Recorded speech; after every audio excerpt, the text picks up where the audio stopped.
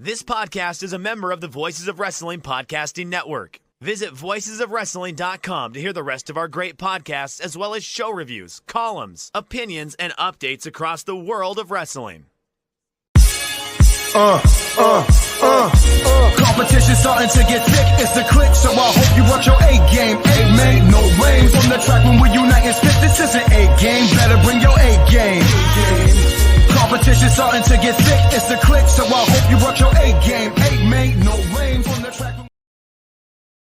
Hey, now it's the Mike and JD show, and I'm your host, Mike Gilbert, and I'm joined as always by JD by Godaliva. How you doing, JD? I'm pretty good, man. I had a good laugh before the show. I teach Photoshop, right? That's my big class. That's the big class I have, Graphics 1, right? I'm teaching. We got a project, and I'm working with layer masks. You're blending images together using a layer mask and a brush. So you're doing that stuff. I had a kid who's doing a WWE theme project, right?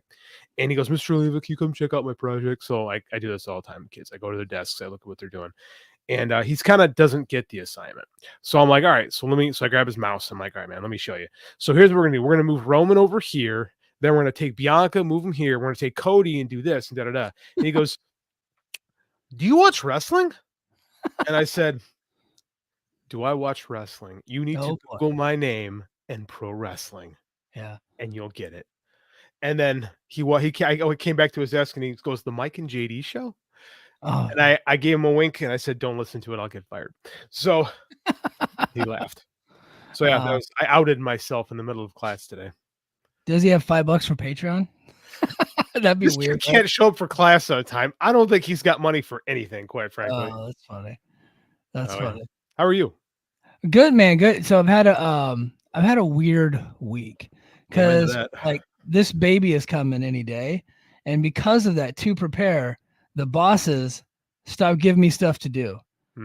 So I wrote, I don't know how many words, but I would say it's pretty close to 1,000 words on TNA this week for the Patreon. And I was just like, yeah, I was like, I didn't think I had it in me, but I had a lot to say about, cause I had reported on my show on Brace for Impact on the Patreon. Go to patreon.com/the Mike and JD show. I reported on there because, we got Dobby the Brain Heenan, big member of the BFI Nation, and he does all the seat counting and stuff for TNA shows for me. And he was reporting the numbers. And so he had estimated that Victory Road in San Antonio did like 1,800 seats. Well, then Lance Storm came out. Well, so then on the broadcast, they announced 2,000. Then Lance Storm came out and said 2,100. Dave Meltzer reported 2,100. So I'm like, okay, well, what Dobby wasn't able to account for is the fact that it was a GA section. They had all the seats put on there, but you can't account like for who's sitting where and this and that. And that they actually had expanded the seats, right? And so I was like, oh, okay, wow, they actually expanded the seats. They did 2,100 tickets, which is pretty huge for TNA for a show that had literally a 2-week build, and half of them were all rematches. But so they did a really good job with it. And so I had this idea for an article because, naturally I think everybody's going to give credit to the NXT relationship for those numbers. And I was like, yeah, they do deserve a lot of credit, but they did have some pretty big houses earlier in the year before the NXT thing. So I actually detailed that out. And what the conclusion is that while yes, the NXT partnership is probably the biggest driver of tickets, it's because the TNA stars are getting over on NXT television and bringing back that fame to TNA. And so that was kind of the whole article. And I did probably over 1,000 words on that. So you guys go ahead and go check it out, especially if you're a TNA fan. I'd really appreciate it. And then of course, provide some feedback on it. I don't think anywhere on the net has the ticket sale information, both reported, estimated, and even the WrestleTix information all in one place like I have. So please go out of your way to check that out. Speaking of Patreon, so JD, have you even started the Vince doc yet? No, I was going to watch this weekend. Okay. I was able to actually finish that this morning. So if you guys are here to hear us talk about the Vince doc, JD hasn't watched it yet. So we're actually going to do that in overtime this coming up weekend. We're very likely to record on Sunday night, be in your inboxes on Monday morning, probably depending on where you're what time zone you're in. You'll very likely be asleep by the time I get it all uploaded and get all the SEO and all that stuff in there. So I'm very much looking forward to your reaction to it. But guys, if you're here to talk about Vince, we're not really going to talk about that documentary too much. But if you do have something that you want to ask one of us, because JD knows the history as just as well as anybody else, go ahead and throw it in the chat. If you want to get your super chats in, go ahead and do that. But we'll go ahead and get the show started, man. So what's your overall vibe on the doc? Did you enjoy it? Was it a hard watch? Was it like entertaining? It was everything that you just mentioned. It was very entertaining at times. Somewhat educational. I did know just about everything that he talked about, because you got to remember this is for Netflix, so they're introducing this to like a bigger and newer audience, right? So they did have to rehash some stuff. But I thought it was very entertaining. I thought it was pretty hard hitting. I thought they were pretty brutal to Vince. Really? We thought a softball was coming their way. Is that not what happened? That is not what happened. No. Nice. In fact, Vince was super pissed about it. He actually put out a press release the day before it came out. Yeah, he was super pissed. And then in like episode 6, and I don't want to spoil anything, but in episode 6, they interview Bruce Pritchard in January of this year before the Janelle Grant lawsuit gets filed. They interview him after showing him the first 4 episodes. And they go, "Can you give us your honest opinion on the show?" And he goes off on those guys about how they buried Vince and how he didn't like them for that, and they were not fair to him, and they don't know the man that he knows, and that like he's got a good heart, and you guys just went out of your way to bury the guy. And they did bury him, but what they did, and look, and I don't want to go down this rabbit hole because I have a lot to say about this Vince talk, but just to give you guys a preview of what we're going to talk about in overtime, any good documentary will give the subject, no matter how evil they are, the chance to tell their story. Mm-hmm. And they will give the subjects, people in his peer group, people that maybe have his back or her back, they'll get a chance to tell their side of the story. But then you also get the other side of the story from the people that were covering them, the victims and things like. They had archive information about some of the victims, Tom Cole, Rita Chatterton, all those things. I felt like it was really balanced, to be honest with you. Really? And so I'm actually looking forward to hearing what you got to say. I got to commend, Dave Meltzer was, I think, awful announcing, like did a story, and they, named him as like the star of the show. And I thought he was one of the stars of the shows. I thought Eric Bischoff was very good. I thought Bret Hart was very good. Believe it or not, David Schumacher was actually pretty good. Really? Like he did not let up on Vince at all. Like, and all the interviews were done before the Janelle Grant lawsuit was filed. So I was honestly very much surprised at how balanced it was. Here's the thing about Dave, right? And I know it's become kind of an in vogue thing to shit on Dave, but there's a reason why Dave Meltzer is Dave Meltzer. And there's a reason why he's far eclipsed Wade Keller I hate this phrase, but as far as the space goes, right? Is that Dave is very good at what he does. And he also has a certain charisma to him, right? There's a uniqueness to Dave Meltzer. And having spent just a little bit of time with the guy, I can kind of see it. Like there's a vibe to the guy that makes him super interesting, especially in these kind of forums, right? Yeah. Where he's allowed just to totally Dave out. So the fact that you said that makes this 10 times more intriguing. Dude, I'll be honest with you, before Vince publicly crapped on this thing and before you said this, I was not looking forward to watching this. I didn't think Bill Simmons had the testicular fortitude to go after Vince and TKO and WWE. I really didn't. I thought they were just gonna gloss over everything, which I think was probably what Vince thought they were gonna do. Yes. And they didn't. Yeah. So I'm looking more forward now to this than I was a week ago. Yeah, I think Vince thought it was gonna be a puff piece. Mm-hmm. Even though he told them not to do puff piece.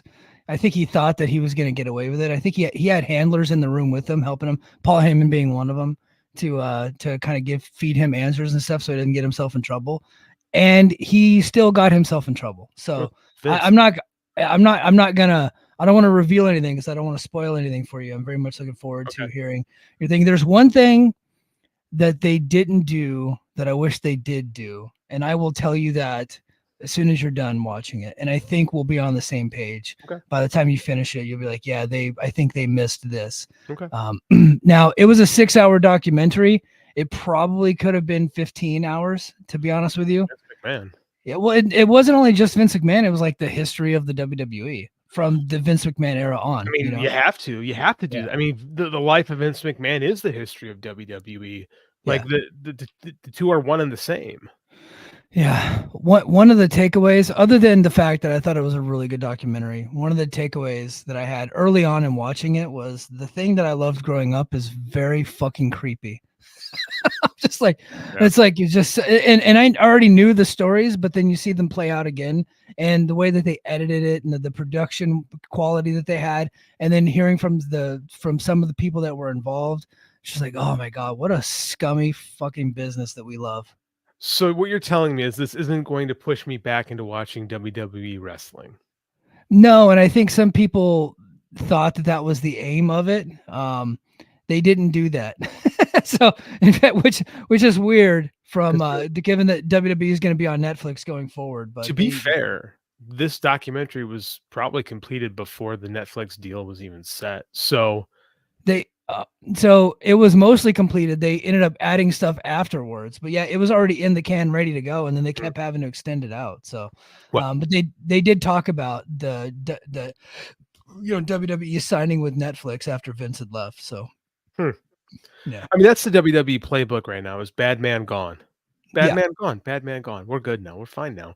We're forgetting the fact that Bruce Pritchard's still there. Forgetting the fact that Triple H is actually related to the guy, and covered for him numerous times. So Bruce Pritchard, I'll be surprised if he makes it the rest of the year after this. Wow. So he came off that bad. Was Nick Khan in the documentary? No. He's too smart for that. He's too smart for that. Yeah, they did interview Nick. They interviewed all the McMahons. They interviewed obviously Triple H, Bruce Pritchard, and then of course all the cast of characters that you would typically get. Tony Atlas I thought was pretty funny on it, although he's always good in these because I don't think he's very truthful, but he's just funny. Like the way he tells stories is pretty funny, although he did make some accusations at Pat Patterson that one Pat LaPrade is not very happy with. So that's becoming a controversy. Again, I will let you figure out what that is. But I can put two and two together. Yeah. Tony Atlas does have some great stories. This is interesting. Interesting. Okay, I'm in. Right. Well, I think the Vince doc.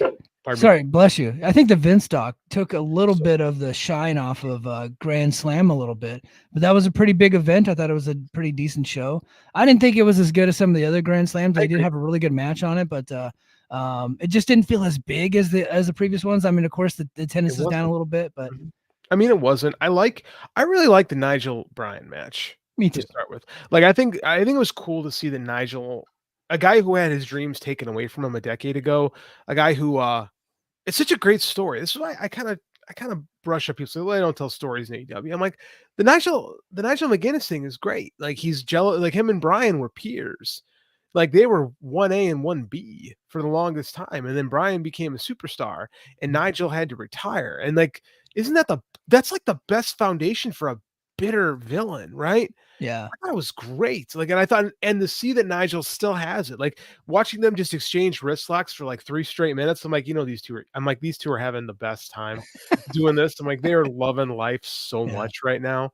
Like they've never done that match, them two together in a venue that big with, even though I know sales are down, but they're still over 8,000 strong in that building. Like that was very much the biggest match those two have had together, I would assume, right? Dude, 8,000 people for an AEW show this year is a good crowd. I know in that stadium it's not the best because you can get a lot more in there, and they have gotten more in there, but the company's a little bit cold right now, very cold right now. But this is what they got to do. They just got to crank out good shows, and it wasn't a bad show. It was a little flat till the end, I thought. But I mean, it wasn't bad by a stretch of the imagination, I think.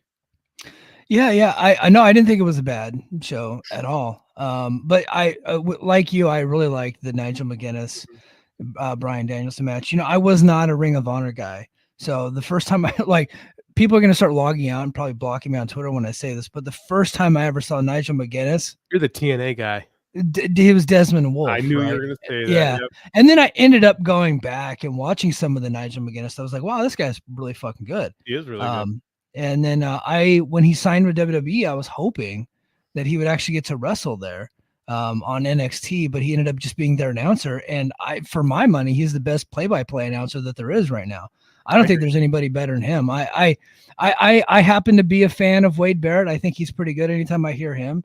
But other than that, I don't think there's that many good color commentators out there, and I think Nigel's the best. No, I think Nigel's the best color guy the AEW has for sure. Like, Yeah. the fact that he gets relegated to Collision, which I get, you need to have good people on that show. You can't crap on it completely. But I particularly enjoy Nigel's work more than I like Kevin's or Kevin. More than I like Excalibur or Tony or Taz right now. Definitely more than Kevin Kelly, actually. But I mean, like, yeah, I like Nigel. I like that he got to have. I don't know where this goes for him. Yeah. If he's going to work again, or if this is it. If that was retirement. If it is, it was a good way to go out. It was, part of me wants to see him do it, keep going and keep wrestling. But there's also the part of me that understands where AEW is at and where he is at in his career. I think it's actually smarter for him to continue on with his commentary deal and just keep doing commentary. And maybe if he wants to come out of retirement once or twice a year, but I don't see him like overstepping a lot of the people that they have on that roster. He's still very good, but he's got to be 45, 46 years old. Yeah, probably somewhere on there. Here's what I was just, are you familiar with the Piper Soli Morocco angle from Georgia in 81, I believe? Oh, I am, but please explain. So, okay, I believe it's 81 on TBS. Piper, like, everyone gives Jesse Ventura the credit for being the first heel color commentator. That's not true. Piper pioneered that on TBS, right? So national cable, right, with the satellite. But because it wasn't in WWF, it doesn't get the credit. So, but people watched it. Like, people were watching a lot of that. So I get tired of the Vince apologies. Anyway, so they had this angle where Morocco had been infuriating Gordon. So, like, Don Morocco, Mace from Morocco, had came after Gordon Soli. Gordon is the most beloved play-by-play man in the world, like in the country at the time. Everybody loved Gordon Soli, like, especially because TBS had that reach everywhere. So, and Soli's partner was Piper, and Piper was doing the heel commentator thing way before Jesse Ventura was. Well, they did a thing, and if you ever watch WCW, I mean the World Championship Wrestling TV show, they always had the guys come out to the podium to cut their promos, and usually Gordon was right there with them. Well, Morocco comes at Gordon and starts getting really aggressive with Gordon, and Piper has had enough, and the two of them start shouting at each other, and then Piper beats Morocco's ass, and that brings out Ole Anderson a week later, and then Piper gets into it with Ole. Now, at that point, Piper is a full-blown babyface. Yeah. Like, and this is because this is what happened with Jesse, too, is when you're such a great heel commentator, you become beloved. Right. Yeah. And that because Piper was just so entertaining. He was the originator of that position. And he was also the number 2 heel in the company behind Ole, right? Because he was still wrestling at the time too. So he would wrestle and do commentary. It wasn't like today where, like, if somebody was the color commentator, that's all that they did. Like, they would kind of rotate people in and out. Gordon was the constant, but Piper did it a lot, but he wasn't like the only guy that was doing that. Yeah, he was just the most popular. He was what people loved. Yeah, and he was the number 2. He ends up does a full babyface turn. I think they got to them. Then they got to the match, but Piper quickly left and went to Mid Atlantic, right? Piper rode that wave of fame to Crockett, where he feuded with Flair, had a couple runs with the U.S. title as a babyface, and Piper runs that. So this is like a 2-year Piper babyface run, because when you go back to the first Starrcade, 83, again, that's Crockett, Piper and Valentine are fighting for the U.S. title in the dog collar match. Piper is a babyface. Yeah. So he wins that match in November, like Thanksgiving weekend, 83. By January of 84, he's a heel manager in WWF. Yeah.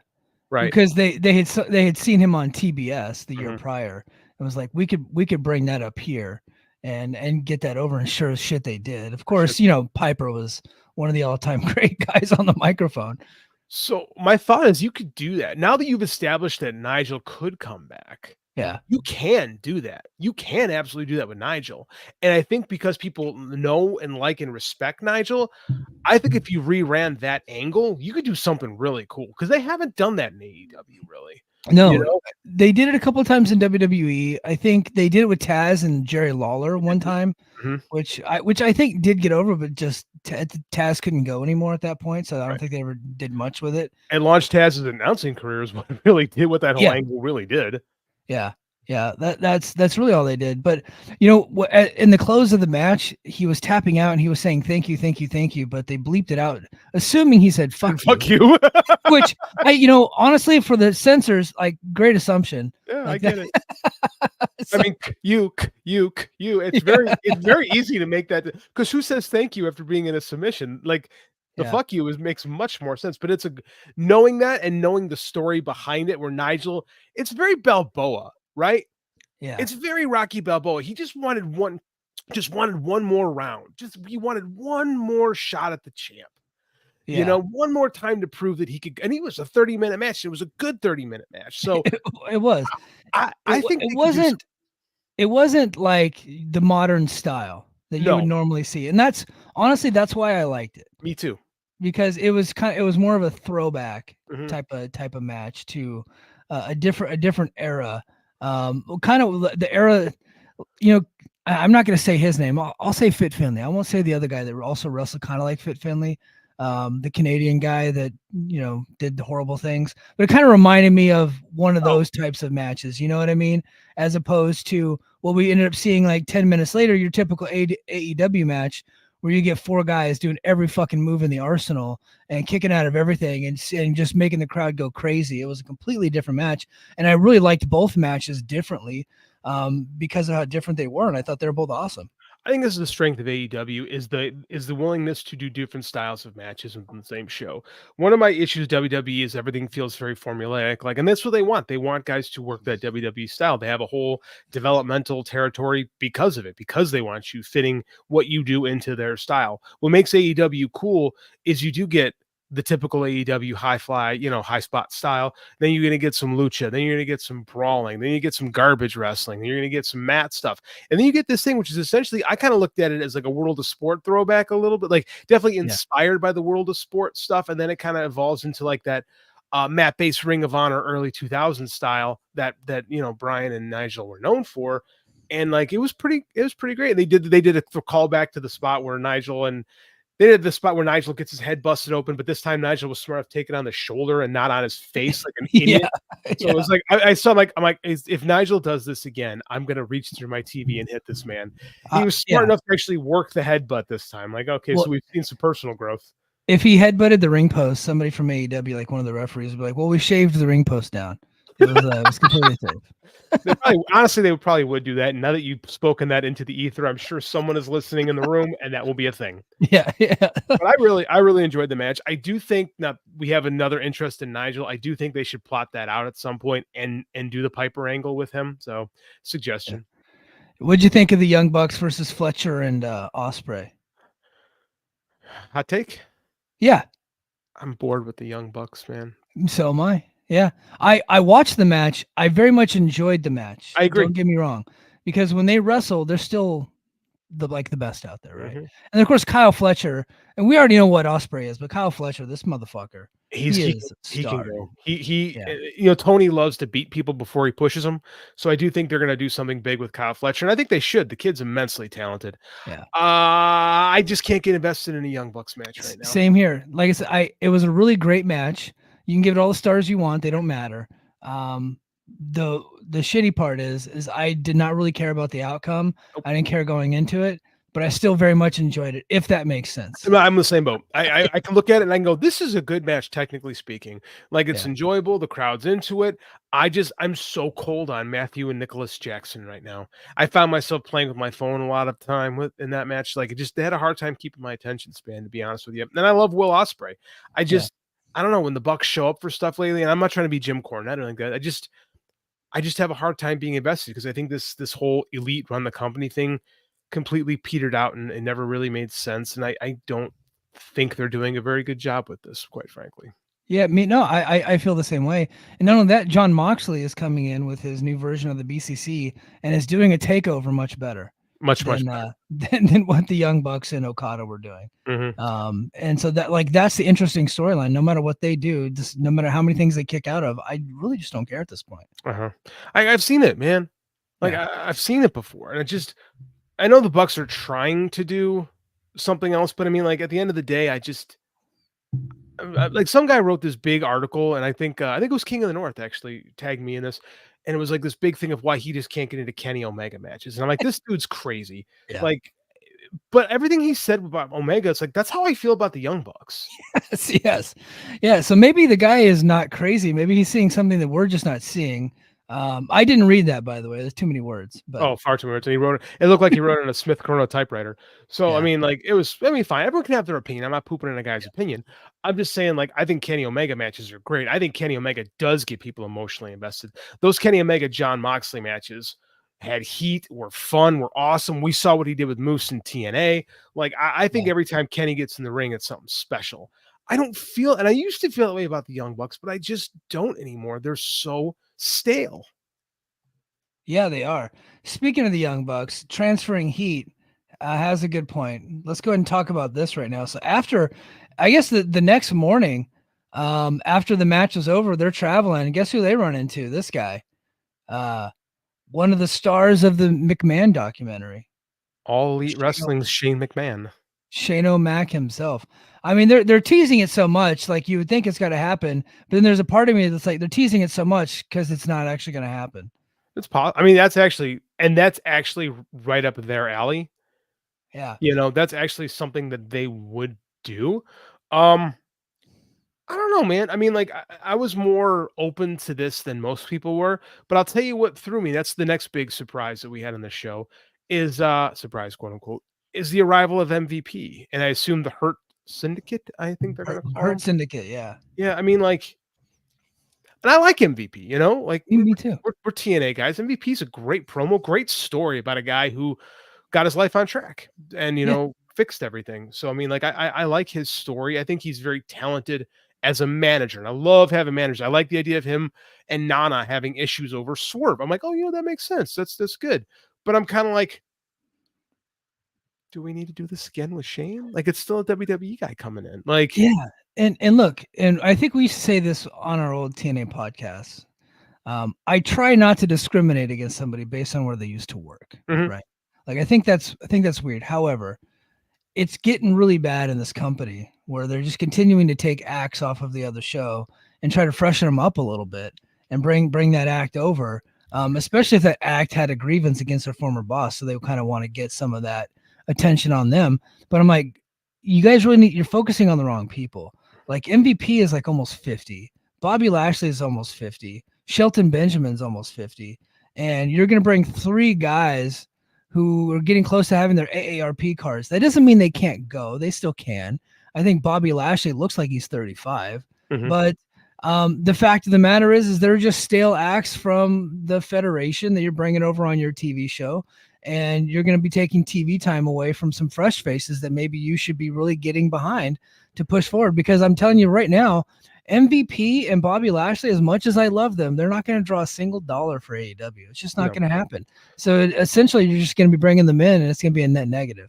But look, he's a fucking billionaire. Spend all the money you want, dude. But I'm just not interested in it on my television. I'm kind of with you on this one. If the plan is that Swerve just beats these guys, right? They come in to deal with Swerve, and Swerve deals with them, and they're able to take their presence and channel it into one of AEW's young, specifically black stars. Yeah. I could open up to that a little more. I can't think of who that would be off the top of my head. I mean, like, I don't know if like Lee Johnson or Lee Moriarty has that level of charisma. Like, and Shane Taylor kind of does his own thing, and Shane Taylor's not young either. So I mean, like, chicken. I do have a soft spot for the infantry. I like those guys. I do too. But but we all know why I have a soft spot for them. So which makes sense. I'm not saying that they're not talented. They are. I keep waiting for that guy EJ Nduka to break through. And that's the guy. EJ did a thing with Swerve a couple weeks ago that kind of he showed up and then kind of went nowhere. That might be the move, to be quite honest with you. Okay, now that you've said that actually could be a thing. Like, if you use the Hurt Syndicate to launch EJ Nduka, that could work. And that would be the only thing that I would be on board with, because that guy looks like money and you should try. He looks like he's the only guy in wrestling right now. Like, there's other guys that have that are like bigger and more muscular, but he's he's like a modern day Lex Luger. Yeah, the guy shredded. Now, can he go? And I don't know, because I have not seen him wrestle in AEW. I think I saw 2 matches when he was in MLW, but I have not seen a single match since he's been in AEW. And so I just, and like, there's probably a reason for that. Maybe the guy just can't go. I don't know.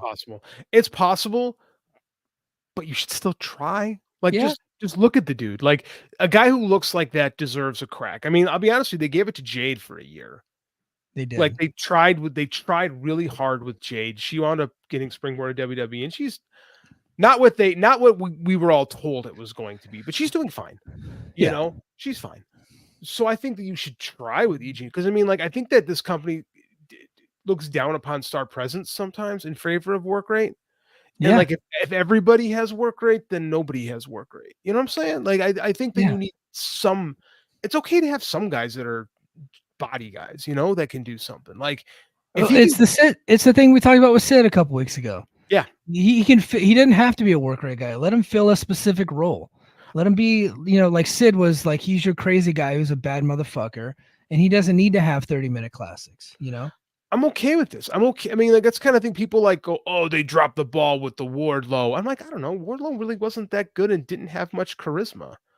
Like, he really didn't. Like, he got over because he was just beating the shit out of people, because that always works. That always works. When you have a big guy who goes out there and murders people, it gets over. It always gets over. So if you do that with E.G. Naduka and you surround him with Lashley and Shelton Benjamin, MVP, that could give him some bona fides to launch him. And if that is the plan, and have him work with Swerve that way, I could do it. I mean, that's what it should be. Older stars should be used to help get younger stars over. Yeah. The person is Will Hobbs. Will Hobbs had surgery, my man. Will Hobbs is not ready to come back. I think he might be on his way back, though. Okay, if he is, okay, I change that back. If Will Hobbs is ready to go, yes, that person is Will Hobbs. Yeah, because he does have charisma. He does have working ability. It seemed like they were ready to do something with him, and he got hurt. Because anytime you're working with Moxley, it's like they take you seriously. Yeah. Yeah, they were definitely finally getting behind the guy. It just kind of bad luck. Yeah, just bad luck. Ended up not working out. Main event of Grand Slam was Darby Allin and Jon Moxley. Jon Moxley got the victory here, so it looks like we're finally gonna. Well, finally, they've only been pushing it for a few weeks now, but we're gonna get Bryan Danielson versus Jon Moxley. It's a WrestleDream. What do you think we do there, man? Are we gonna take the belt off Danielson already? Danielson needs surgeries.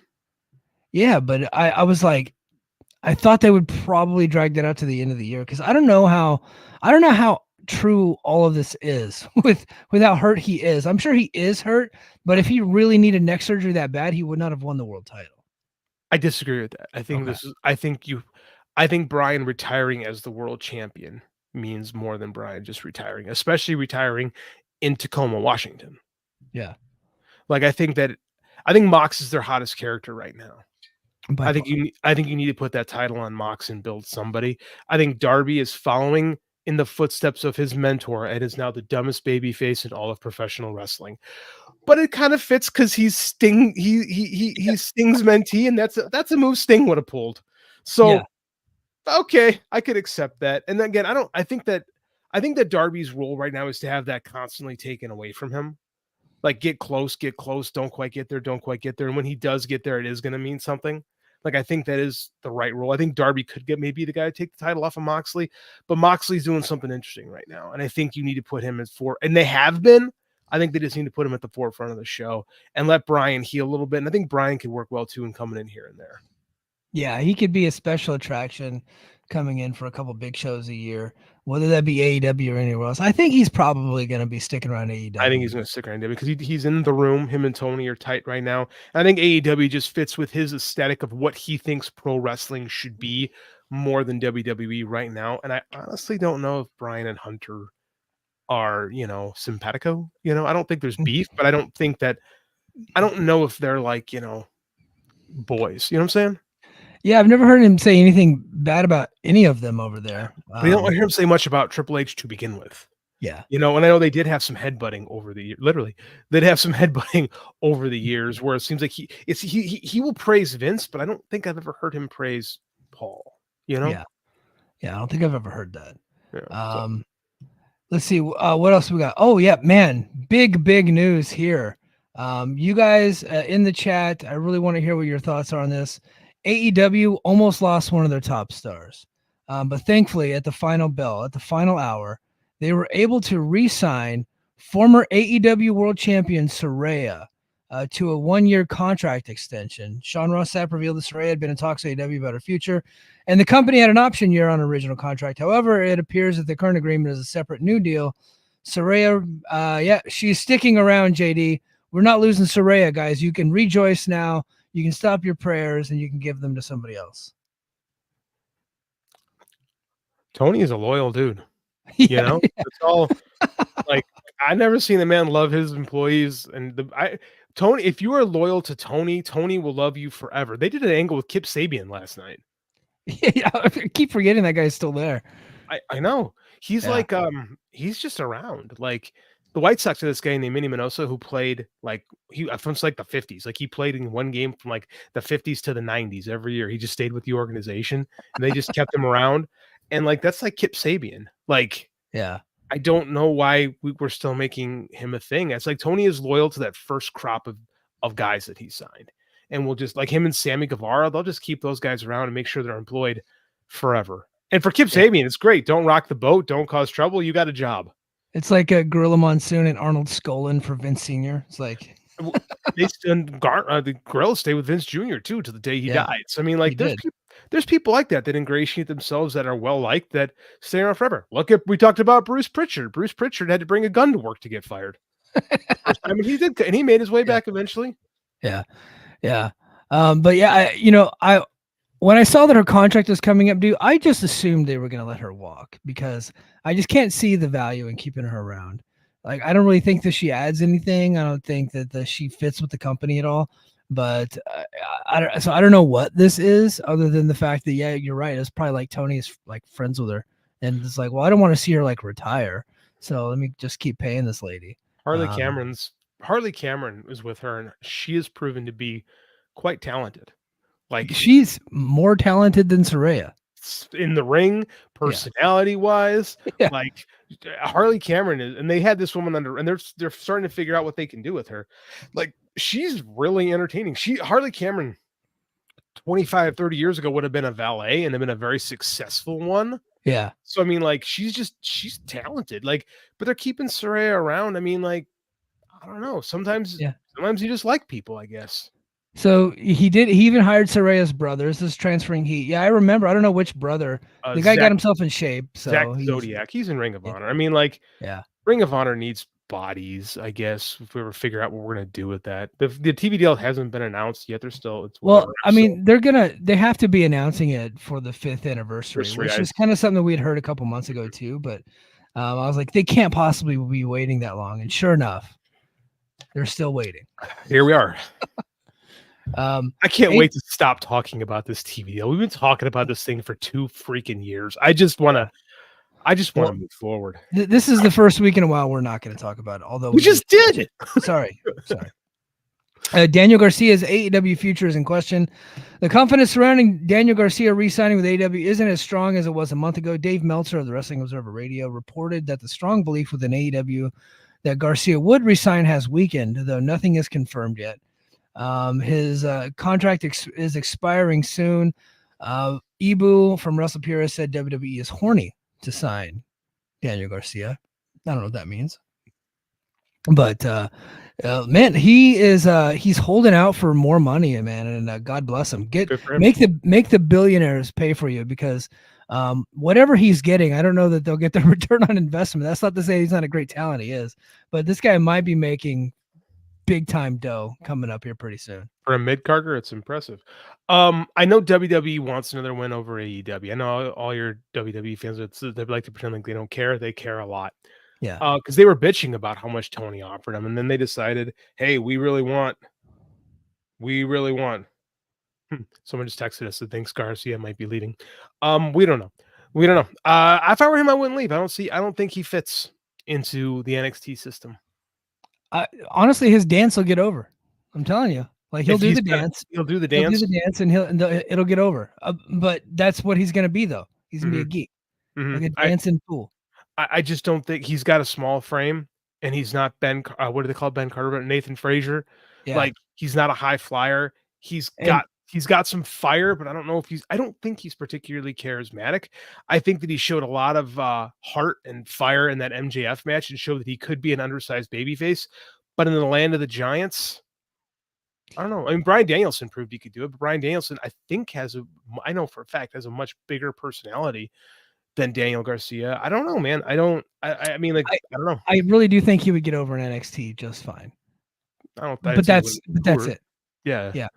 Yeah. Ethan I Page would over NXT. Like, yeah. that ain't hard. Yeah. So I think that he would come in. They'd probably do a title thing, and I think he really would get over. If I were him, if I were advising him, I would say, get all the Tony Khan is throwing money around like it's crazy. Get some of that money. He's gonna outbid WWE for your services. But I could see why he would want to go to NXT. There's a lot of people there that maybe he can get close to, and really have a lot of fun with in that company. You think that I see this people like he should sign with NXT because they got a lot of hot chicks there, and I'm like, I think it's a massive step down for him career wise because I think that, let's be real, Ethan Page is never leaving NXT. No, like, and if he goes to the roster, he's like a lesser Bobby Roode, you know. I think they brought him in to be a kind of a player coach anyway, so he's probably happy to do that. He didn't have to travel. He just, I think he already lives in Orlando, so he just drives to work once a week and then comes in and does training and stuff and helps train the young guys. I think that's a good spot for him. So I don't know. I don't know what's going through the guy's head, but if he just squeezing these people out of money, more power to him. Absolutely. Get paid, young man. Get paid. Absolutely. I think now I think some other people should be looking to go back to WWE pretty soon. Perhaps Miro. Or is Miro did we not? Yeah, we didn't talk about Miro last week. I did a whole thing on him on Brace for Impact because it had just broken. What are your thoughts about Miro asking for his release? Do you think Tony should give it to him? Miro, yeah, I should. I totally think he should. They haven't used him in over a year. He had a good run initially. He really did. Like the Redeemer character, it got over, it worked. Miro's a pain in the ass. Yeah. Like Tony signed a lot of people. Like we have a friend who said that that Vince would poison the well that Vince would poison the well and release some people that would be malcontents in that locker room. And boy, you got it. It didn't work. I think that the people who aren't happy there should leave. Like it should be allowed to leave because remember when Jim Cornette used to bitch about All Friends Wrestling? All friends are all just happy. Nobody wants to make money. And then everybody was miserable. And it was, look at how miserable everybody is over there. They can't run anything. So it's like, you can't have it both ways, but they're both fucking pieces of shit. So like, that's how it goes. So I think that you should release Miro. If you don't want to be there and he keeps shitting on every time they pitch him an idea. He's like, I don't want to do that. It cost him his marriage. Like let the guy go. Yeah. I'm always of the opinion, like even in the military, we typically hold people to their contracts, but I'm very much like, I'm not into recruiting hostages, right? If you want to come in, you want to be a part of this thing, you want to be happy, great. If you're going to be a malcontent, you can go be a malcontent somewhere else, especially if you're not like a tippy top guy. Now it's different. Like if Jon Moxley walks in one day, and is like, I want my release. Like, okay, no, because that's a difference maker. If that guy, you really give that guy a conditional release and he goes to WWE, you're fucking yourself over and you're helping out the competition. That's different. But a guy like Miro, it's like, oh, okay, you're just gonna sit in Bulgaria for a year and get paid 6 figures or 7 figures, whatever it is. Just release the guy, let him go. Like, and we I know on our show, and I know it was like a popular thing on like some of the message boards. People still do message boards, but Discords and Twitter, when guys like Andrade and Buddy Murphy and Mustafa Ali and all these other guys and FTR were asking for their release from WWE, we were saying the same thing about them, and we were saying that they're being held hostage, although I don't like using that word anymore. We were saying WWE is bad for holding these guys against their will when they want to leave and go elsewhere. Now, I don't know that Tony's going to release him or not, but I would say if he refuses to release the guy out of spite and pettiness, I would say that I criticize WWE for doing the same thing, so I think he's owed that same criticism. So just release the guy. So here's what I'll push back on that. I think at the time when with WWE, they make them come to the shows and they make them sit there. Right. So at that point, I'm like, all right, if you're not going to let the guys work and they have to travel, let them go. Triple H and those guys created problems in that locker room. Like he called people and actively told them, if you can get a release, we'll come back. Like they actively tried to disrupt the workflow over there. So, I mean, so I can kind of get Tony go, nope, just go home. Which is what he did. So I mean, but like those guys are getting paid very well to eat very good food and catering. They don't know this thing. Like they don't even eat catering. They don't come to the shows. Right. The guys in WWE eat catering and just. Well, I understand wanting to work. Yeah. But I also can get on board with the soft suspension if you're going to be a shit stirrer in the locker room. And at that point, they had a lot of shit stirrers in the AEW locker room. Is it really a suspension if you're still getting paid? I know you can get paid. You can get suspended with pay. I said soft suspension. Yeah. Because why would you, but that causes legal problems. Why would you suspend them? What grounds do you have to suspend people? Yeah. You really don't. Unless he's doing something like, if his only sin is turning down creative ideas, and who are we to judge whether or not those were good or not? True. You know what I mean? Then at the end of the day, if you guys can't work together, you can't work together. And you're just and look, I think he's an idiot for asking for his release. Because he's getting paid to sit at home. That's awesome. But he might have that itch again. And he's like, I think I can contribute. And people are forgetting about me. And we are.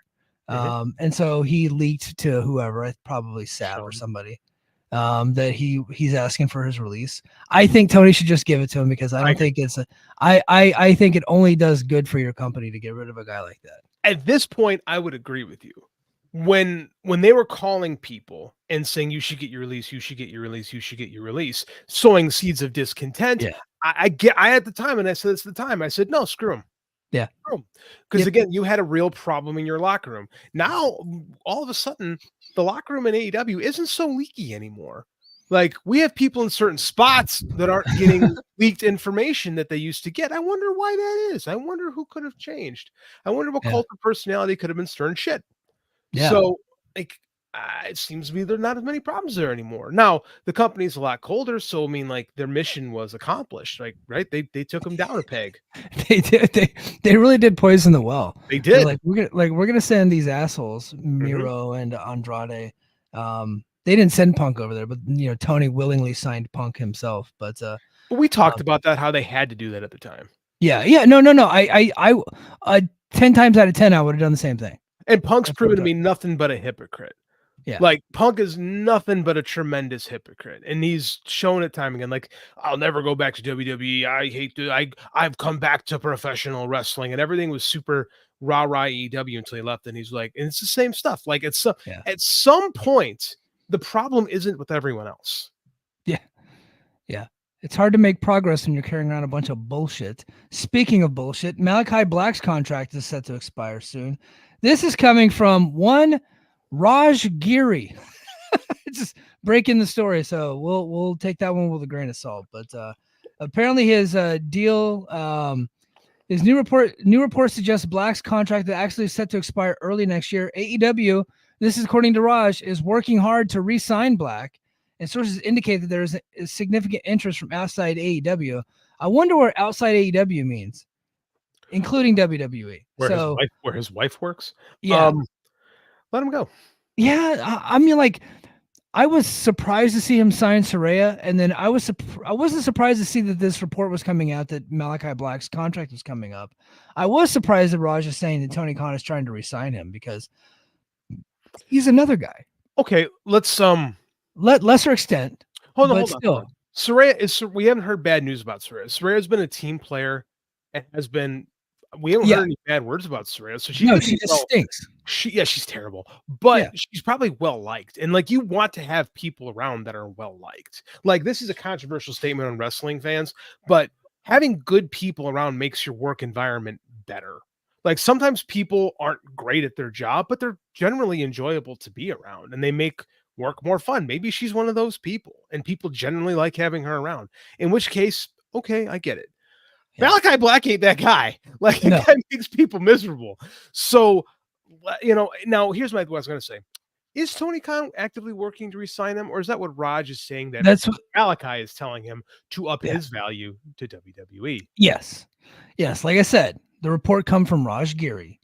All right. Not exactly a reputable investigative journalist, right? Very much guy. He reports fast. If you report fast nationals, you have no dignity.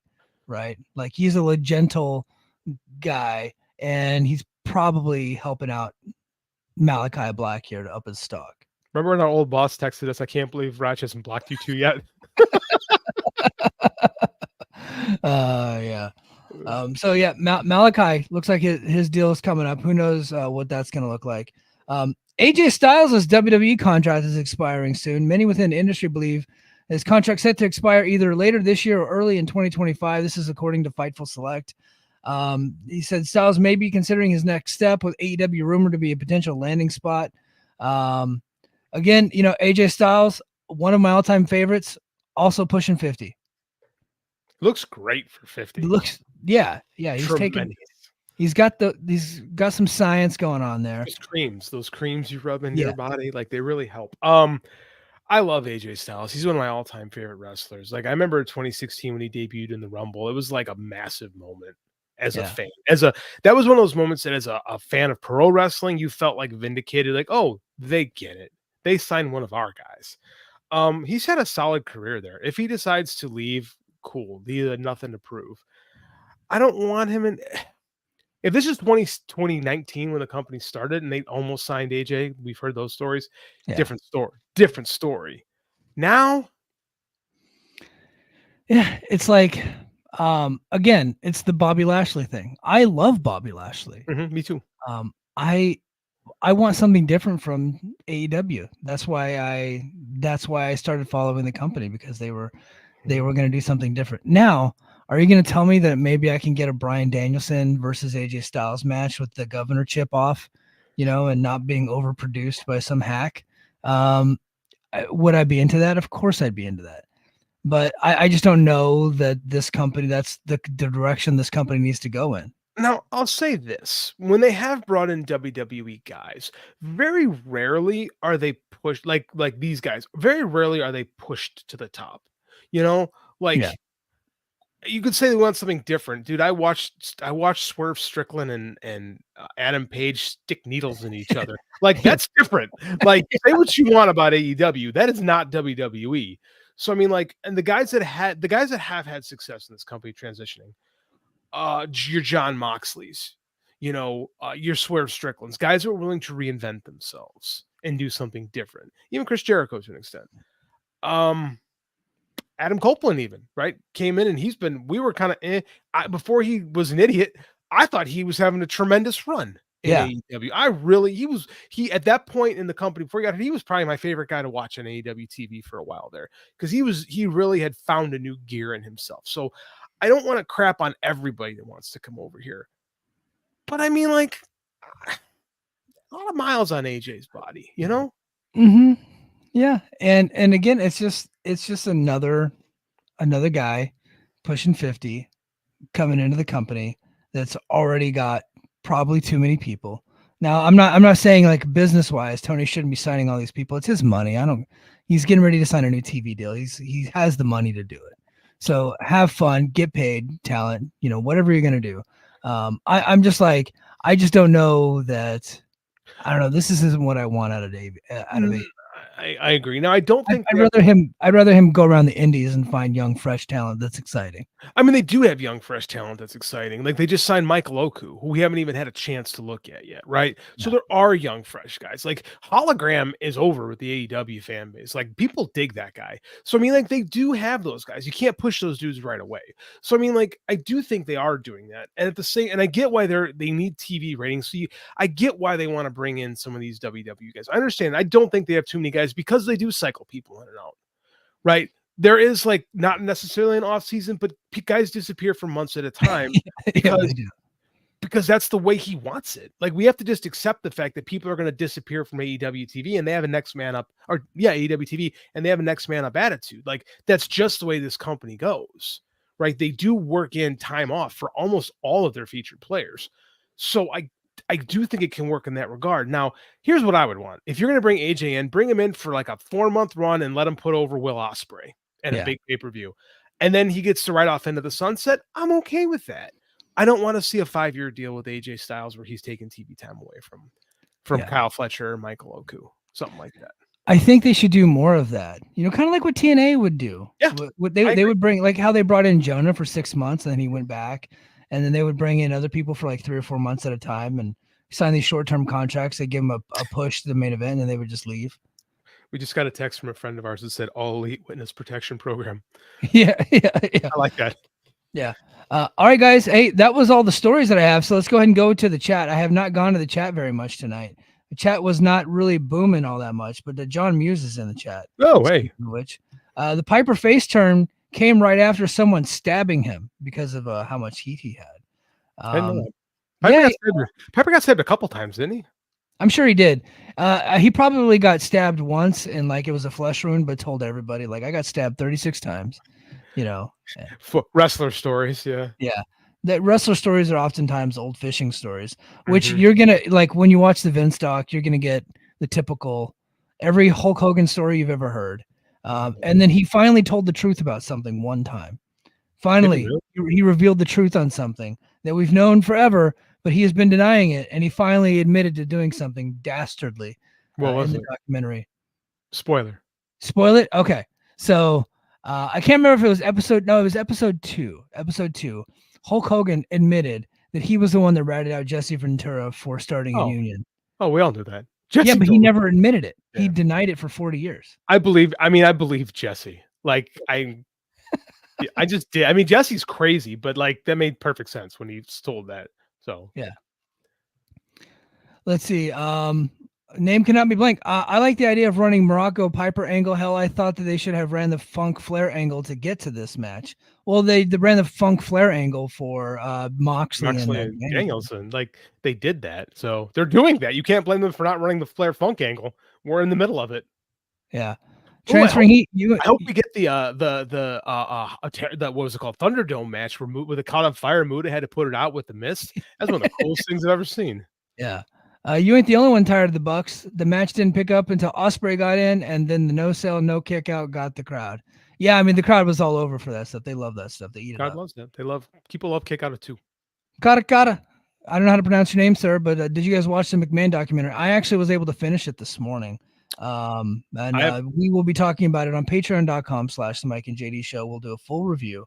This coming up Sunday night. So stay tuned for that. Transferring heat did the math. Hurt Business combined age. I don't think combined age. I think you mean average age is. He said combined age 147. I didn't see the number 1. If the average age is 147, they would all be around 150 years old. They'd have fought in the Civil War. They'd be parting the Red Sea and shit like that. So, okay, let me see. Norbert says Darby Allin is the new Crow. Well, he's definitely the new Sting. That's for sure. Definitely the new Sting. Yeah, he is babyface in wrestling. Yeah, he is definitely a dumb babyface. John Muse says Brody King singles push, please. Sign me up. No, we need to bring in AJ Styles. Fuck Brody King. We need to bring in Bobby Lashley. We don't need more Brody King and all these other guys. We need more guys from WWE television to take up TV time. We can't be having these fresh stars getting over. Can't be doing it, guys. Bummer. Kata says AJ Styles does not need to be pushed in another company. Very talented at his age. I think at the end of the day he's going to re-sign with WWE. I think he's alive. I don't think he's going. He's spoken about being very happy at WWE, so I don't think he's going anywhere either. Yeah, but hey guys, I think that's going to do it for us. We're clocking in just under 60 minutes. We did not go over, so thank you guys for being here. I really appreciate everybody. Head to patreon.com/the Mike and JD show. So I got a couple things on Patreon. So last week on Patreon, I wrote a. You guys can tell that I'm out of school right now and I'm taking the semester off because of the baby coming. So I've been doing a lot of writing on the Patreon. So last week I did a TNA article detailing the main event of Bound for Glory before the episode tonight of TNA Impact, where Joe Hendry defeated Frankie Kazarian to win the number 1 contendership spot to go to face Nick Nemeth at the Bound for Glory. Well, I had read the spoilers and I went ahead and gave my thoughts and did a whole article on Patreon last week. I'm actually going to update that one now that I'll be able to watch the match tonight, and then I will condense it down and I'm going to put it on the free tier of the Patreon for you guys to be able to check that out with now that the match is over and there's no spoilers to be spoiled.